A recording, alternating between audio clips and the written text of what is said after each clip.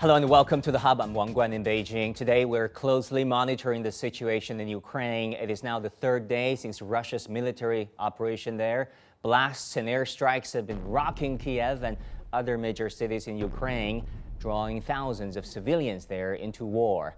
Now, this is heart-wrenching. Though Moscow says its operation aims at Kiev's military infrastructure, it has indeed resulted in deaths, casualties, and refugees. We saw images of people being forced from their homes, soldiers bidding farewell to their wives and kids. On the other hand, Ukrainian President Volodymyr Zelensky has been trying very hard to get support from the West. But U.S. President Joe Biden said this: our forces are not and will not be engaged in the conflict. What might be the final way out? To discuss all this, we're joined today by Mr. Alfred de Zayas, the first UN independent expert on the promotion of a democratic and equitable international order appointed by the United Nations Human Rights Council. Mr. de Zayas, welcome to the Hub on CGTN. Great to have you with us.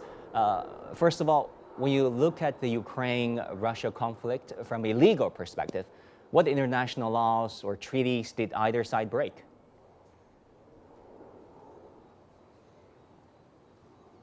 Well, first of all, the United Nations Charter, which is kind of a world constitution.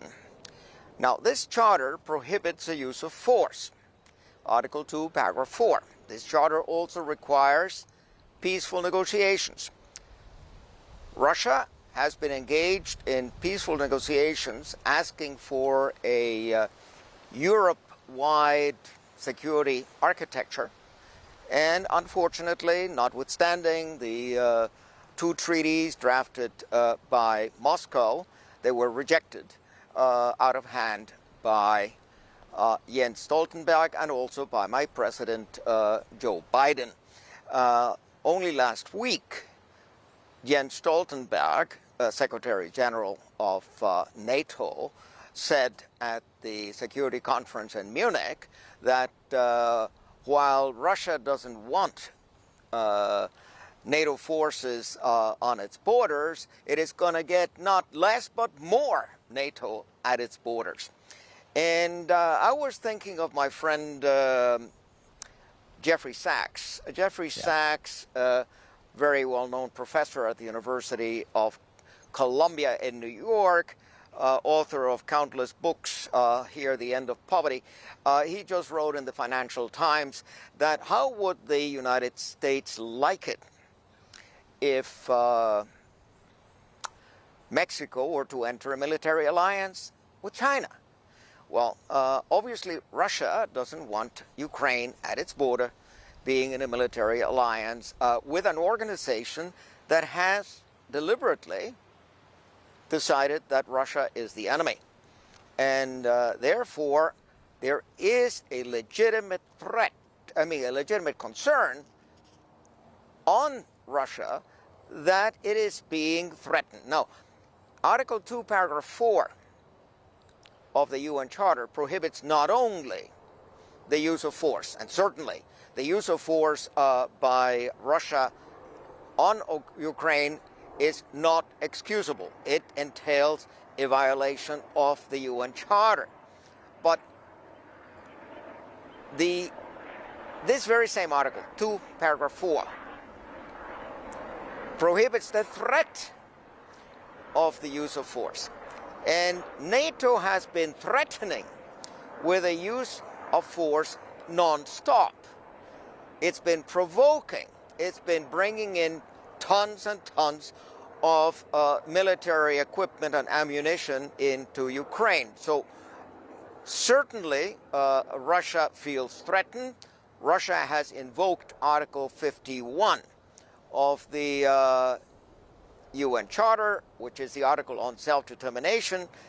As a professor of international law, I reject the idea of preemptive self-defense. Self-defense under the UN Charter is only allowed after a military attack. So when United States and the Coalition of the Willing back in 2003 assaulted Iraq invaded Iraq. And then they claimed preemptive self-defense because of supposed weapons of mass destruction. Obviously, that was illegitimate and illegal. And there's been what I would like to call precedents of permissibility. Let me just Precedents give you a of couple permissibility. examples. What does that mean? In 1967, that means that when countries, members of NATO, when countries like Israel or Saudi Arabia engage in military action against another country in total impunity because nothing happens. There are no sanctions against them. They don't come before the International Criminal Court. Then you would think that the structure of the United Nations and the structure of international criminal law has been significantly weakened. So, 1967, Israel attacks all of its Arab neighbors, occupies Palestine, occupies East Jerusalem, occupies the Golan Heights, which it has supposedly annexed. In 1974, Turkey carries out a fierce bombing and military attack on the island of Cyprus and occupies 37% Professor of de the Zayas, island. but how does that apply to the current situation, the in, current conflict between Ukraine and Russia? Well, because let's face it, if Israel can use force and get away with it, Turkey can use force and get away with it, Azerbaijan can use force and get away with it. Look at the aggression of Azerbaijan against the Armenians of Nagorno-Karabakh in the war of September 2020. It's not even a year and a half ago, and no one has been held accountable for that war in which you had the crime of aggression, war crimes, and crimes against humanity. So that creates an atmosphere where an attack, illegal, by Russia against military and other objectives in Ukraine results more plausible. And but let's go to the source of the problem. If we put this in historical context, we remember that Gorbachev in 1989 and in 1990 and 1991 negotiated with the West, with my president George H.W. Bush, with Helmut Kohl of Germany, with the foreign minister of Germany, Hans-Dietrich Genscher. And there are minutes, by the way, about all of these meetings. And Gorbachev offers to withdraw Soviet troops from Central and Eastern Europe. The United States and NATO give assurances that NATO is not going to move 1 inch eastwards. And those are the words of my Secretary of State, James Baker, at the time. Now, that assurance has been violated again and again. It is adding insult to injury when Jens Stoltenberg claims that there was no such assurance, and when Antony Blinken says the same. There are, and they are in the National Archives. You can consult the minutes. Several professors have done so, and they confirm that these assurances were given. The error was not to put them down in the treaty and having it signed by the United States and by other NATO countries. This expansion, without a doubt, causes a malaise in Russia. And Russia, like every state, has a right to its national security. That is the priority for Russia. Now, in 2004, we have the intervention of European countries in the coup d'etat that overthrew the democratically elected President Viktor Yanukovych. Now, my Assistant Secretary of State, Victoria Nuland, actually bragged about the fact that it actually cost us $5 billion taxpayer dollars, my dollars, to achieve this regime change. Now, I find that disgraceful, not only a violation of international law and the principle of non-interference in the internal affairs of states, but it's also a violation of the Helsinki Final Act, in particular Article 6, therefore. So it's clear that after an illegal coup d'etat, an unconstitutional regime comes to power in Kiev, and of course the Russian population feels threatened. There is hate speech against the Russians. There is a prohibition of the use of the Russian language. Those were the first stupid decisions of this illegitimate parliament in Kiev in 2014. And of course, the Crimean Russians say, look, we don't recognize the government in Kiev. Yeah. We invoke the right of self-determination, as indeed in Articles 1 and 55 of the UN Charter. We invoke Article 1. Professor de Zayas, let's talk about the trigger of the current round of crisis. Sorry to cut you, but previously you mentioned the International Covenant on Civil and Political Rights. It was adopted at the UN and went into effect almost half a century ago. How does that treaty apply to the political status, the political tensions in Donetsk and Lugansk, the very regions, like we said, that triggered the current conflicts? Well, without a doubt, the peoples of Lugansk and Donetsk constitute peoples for purposes of Article 1 of the International Covenant on Civil and Political Rights. What does that mean? The language is very clear. All peoples have the right of self-determination.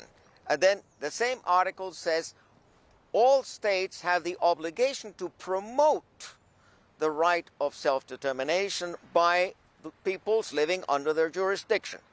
Then we have the separation of Kosovo from Serbia through an illegal bombardment of Yugoslavia and Serbia in 1999, and Kosovo declares itself unilaterally independent. That goes up to the International Court of Justice for an advisory opinion. And in paragraph 80 of that advisory opinion, it is stated that territorial integrity, this principle of international law, which is still a valid principle of international law, that territorial integrity can only be invoked externally. That is, State A cannot invade, occupy, annex territory of State B. But territorial integrity cannot be used internally to deny the peoples living under your jurisdiction the right to have internal or external self-determination, meaning what the Minsk Agreement provided for in Article 11 is that Poroshenko and now Zelensky were obliged to negotiate in good faith with the authorities of Donetsk and Lugansk and arrive at a modus vivendi that would allow internal self-determination, meaning a autonomous status. And unfortunately, in 8 years, Ukraine refused to abide by Minsk I and Minsk II. So that is what precipitates the problem. That is what justifies the recognition of Lugansk and Donetsk as independent states, recognition by Russia, which no doubt will be followed up by other states. Yeah, Professor like de Zayas, Ossetia thanks so much for that Abkhazia, historical perspective and most likely Cuba and clarification. Venezuela and Nicaragua. We're running out of time, but finally, let's talk about color revolutions, which is viewed by China and Russia and others as a Western strategy to undermine their national security. We remember the Rose Revolution in Georgia in 2003, the Orange Revolution in Ukraine in 2004, and of course the Tulip Revolution in Kyrgyzstan in 2005, and the list goes on. How legal or legitimate were those, color revolutions? Sir, we have about 2 minutes left. They're all illegal. They're all illegal. They all violate the United Nations Charter, and they violate customary international law. There is a very old and solid principle of international law that prohibits interference in the internal affairs of states. And this is something that has happened again and again. My country, through its National Endowment for Democracy, finances any number of non-governmental organizations that essentially are there to destabilize countries. They played an important role, if not a crucial role, in the destabilization of Ukraine back in 2014. Now, the prohibition of interference in the internal affairs of states is also anchored in Article 6 of the Helsinki Final Act. All of that is extremely relevant for the situation now in Ukraine, but our priority actually should be, and we haven't spoken about that, our priority is peace. I wrote a book published in September last year, Building a Just World Order, in which I formulate 25 principles of international order, among them the prohibition of interference in the internal affairs of states, the prohibition of color revolutions, the prohibition of regime change that comes from abroad. I mean, if you want to have regime change, have an election. Have a democratic election. And that is what the Maidan people violated on the 22nd of February of 2014. And the poor Ukrainian people are now paying for this unconstitutional toppling of a democratically elected government. But as an American, I must say I feel vicariously responsible for what my government is doing, and I have enormous sympathy, enormous compassion for the people of Ukraine who have been used in this geopolitical game, and the imperial arrogance shown by NATO, in particular by Jens Stoltenberg, is a disgrace. All right. And actually is a violation of human rights. There is an imperial narcissism, and apparently all European countries who are ostensibly committed to human rights are complicit in it.